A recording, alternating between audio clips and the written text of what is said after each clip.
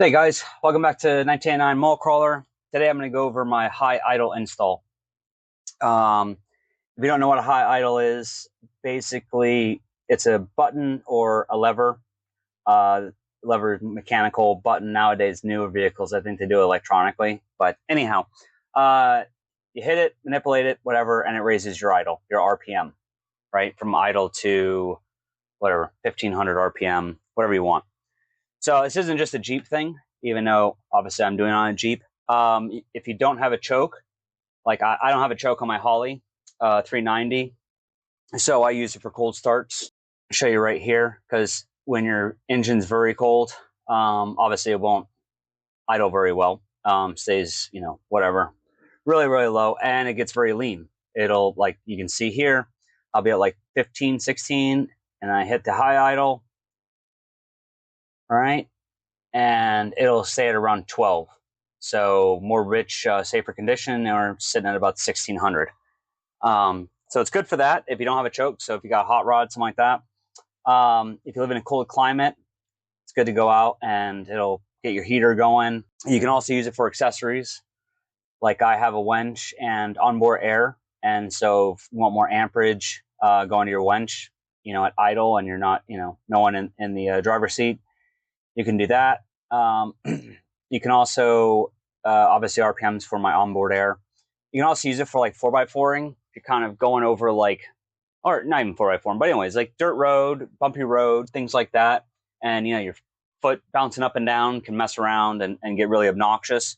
You put a high idle on that and it just sits there. Doesn't matter the bumps. You're at the same RPM, let out the clutch and just work on the clutch and the brake. And probably same with the automatic too. You can probably manipulate it with the brake.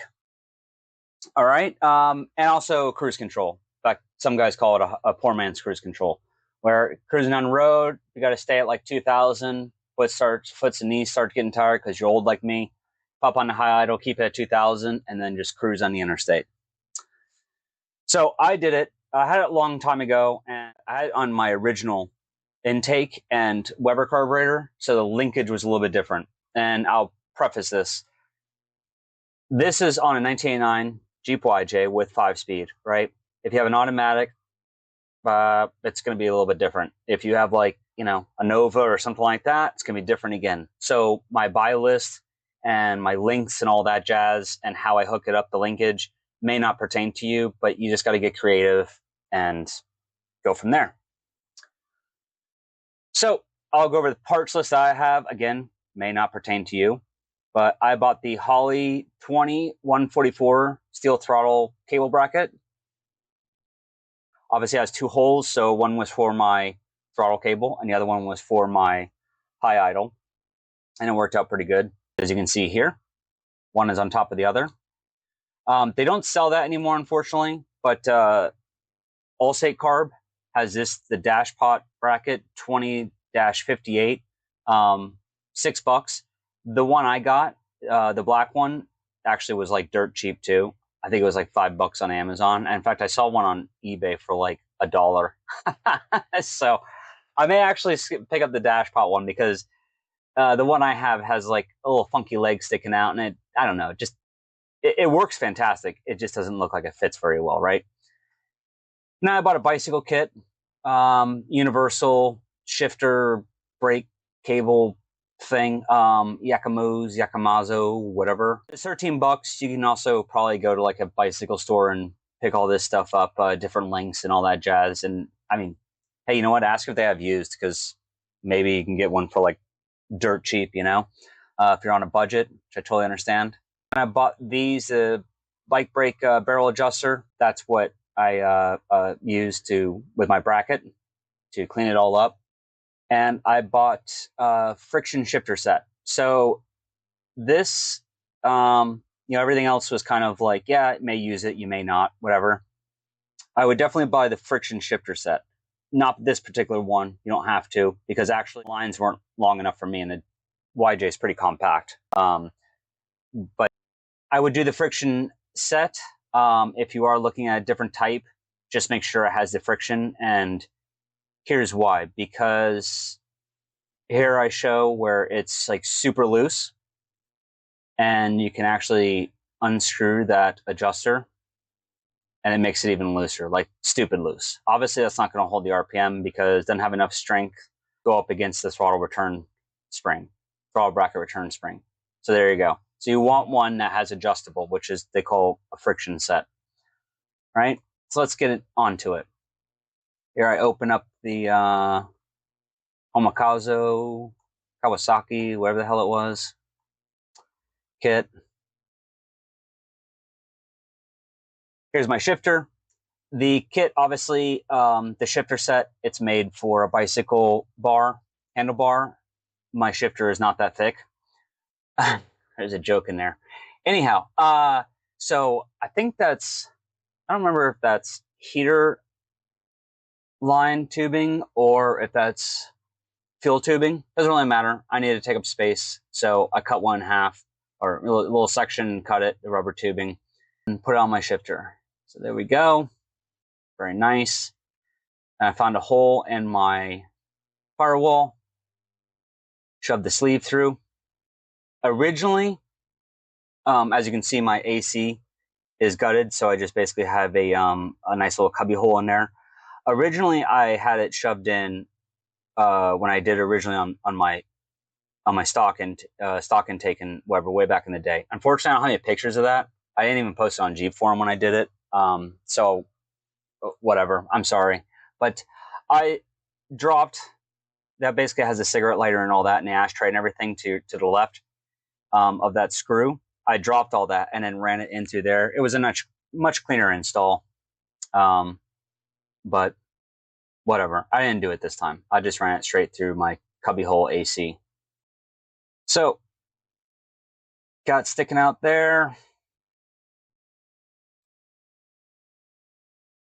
And before I go further into the engine bay, because again, I have a Holly with the Offenhauser intake, and the other intake I use is a Clifford, a stock, which is totally different linkage than stock Jeep. If this is the stock linkage, and see that hole I have circled, last time I just looped the cable through that and then basically clamped it. And so when I engaged it in the cabin, it would pull down on the linkage, and that's how it would work the throttle. So for you stock YJ guys, I don't know if the CJ uses the same type of linkage. Stock Jeep guys, there you go. You got to use some creativity depending on the intake you have and vehicle model you have. So back on here. So I slide the cable through. You'll see me working the shifter a little bit because you have to make sure you have enough slack. You don't want to make this too short. So like if you try to hook it up and to not your carburetor and you hook it up to, let's say, your pedal, there's not enough slack in there. So when you go to put it in reverse, you'll actually pull on the pedal and actually raise RPMs. Like I learned that the hard way. So you got to make sure that this thing has enough slack to really give and take as you're going through the shifter. Again, each vehicle is different.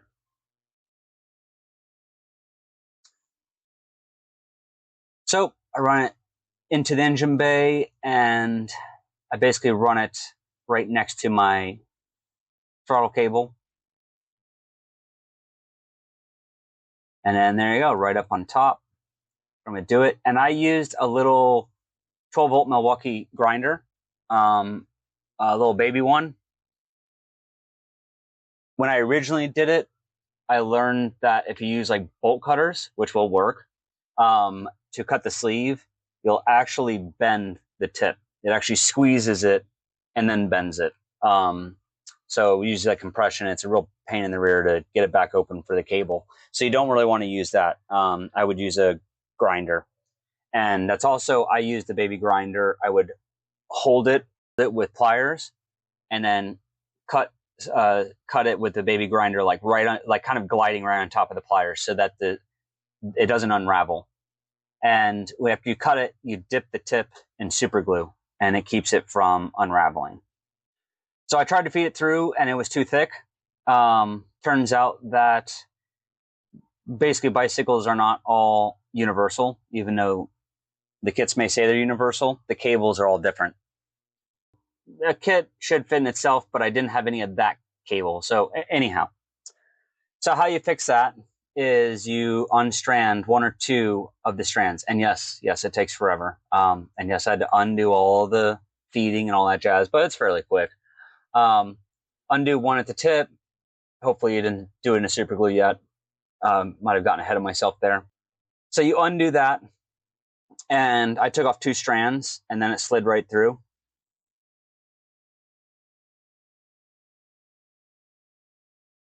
And that's what it looks like after you dip it in super glue. See, kind of keeps all the strands together.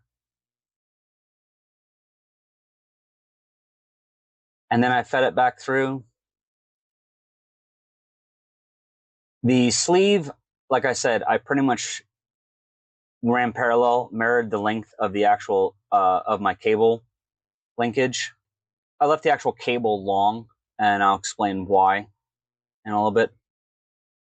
And that you can use E-tape to ensure that the sleeve and the barrel nut stay together. That actually is not E-tape. It's that funky tape that when you buy that company, I think it's DEI, and they make all the sleeves for like fire resistant hoses, heater hoses, stuff like that. That's some of that stuff. But E-tape, anything like that would work. And the kit, they come with these little S-clips, and they actually work really well to keep it all kind of clean. Because as you can see, my engine bay is super clean. You know, love popping the hood, showing it off. I'm just kidding. But I'll take what I can get. You know what I mean? That little silver clamp, that's aluminum. I didn't use it. It was super clean, but I'll go over why I didn't use it afterwards. And I may end up using it, but I just didn't for this one. At this time, I should say. All right, and here, like I was saying, get back that Fabio hair. Start it up, and you want to make sure, at least if you have a 5-speed, that you have enough slack so that when you put it in reverse, manipulate it all, it isn't pulling on anything. And then obviously you also want to make sure that there's not too much slack and you can actually raise the RPMs, right? So this is it in action, what it looks like in there when it's actually working. All right, so that right there was my end product at that time, right? And it works good, looks good, all that jazz. The issue I had with using that clamp, which is what came in that, I don't know, Komodo kit, whatever the hell it was, Kawasaki, I don't know. That kit with the clamp is that, first off, if I clamped it, well, if I ever removed the carb, how would I get it off? Second off, it would do this, and it got kind of annoying when I pushed the pedal all the way in. It would push that up, and it kind of poked my my hand. Not a big deal. You could just lower the lever. Tried this with this little carabiner so I could take it off. That is an old, I don't know what the hell they call that, cable clamp, cable stop. Yeah, cable stop. It's an old cable stop I had. So I could do some adjusting on it. And I left the slack long. Of course, it's all kind of bent up now, the cable, but whatever. I have more cable. I can redo it. It's pretty easy. I didn't really like that carabiner. It was easy to take on and off the linkage or off the carb, but I don't know. There's a lot of stuff, you know, when you hit full throttle, it's a lot of stuff just kind of laying around. They can get hooked on something. In fact, I tried this guy, which was basically like, it was like a dog collar carabiner or something, just small, but it actually got hooked on the actual linkage. So luckily I wasn't driving around with it. So I would not suggest using that. I think that's why you dry test this stuff. Currently what I have right now is basically a piece of tubing around the loop of it, and then still using that ugly thing. So I don't know. Maybe I'll figure something out. A round clip or smaller or something like that. Or I just keep that ugly thing, that stop, that you know, that it loops through and just deal with it. You know, whatever, man. Like I said, I don't really care that much about my engine bay, how it looks that much. It's kind of hidden underneath the intake. But there you go. Yep. The reason I did this is I wanted it back because I kind of miss it. It was kind of cool. And also, I'm going to use it to test different intakes, the low RPM torque, which kind of probably doesn't really make much sense right now. But when I do that video with the Offenhauser versus the Commander, the Offenhauser versus the Clifford, I'm going to try to see which one has stronger torque, because at low RPMs, I'm like 1500, stuff like that, with different theories of intake velocities and all that kind of jazz. But anyhow, that's a different story. It'll make sense when you see the video. All right. If you got any questions, let me know. Drop in a comment below. Please don't forget to subscribe. And actually, if you guys want like more menial videos, like I got new wheels, I got new tires, and so I had to change the stops and the steering stops. If you guys want to see videos like that, let me know. Like I film it, but I don't really post it because it seems like so menial. It's like, there's so many videos like that. You know what I mean? But I don't mind posting it, I just kind of think like a lot, there's so many other videos that have that kind of stuff. So I don't really think to do it. But if you guys are interested in it, let me know. Do you think I should do it? I don't care. I'll do it. All right, guys. Hope you have a good one. Bye.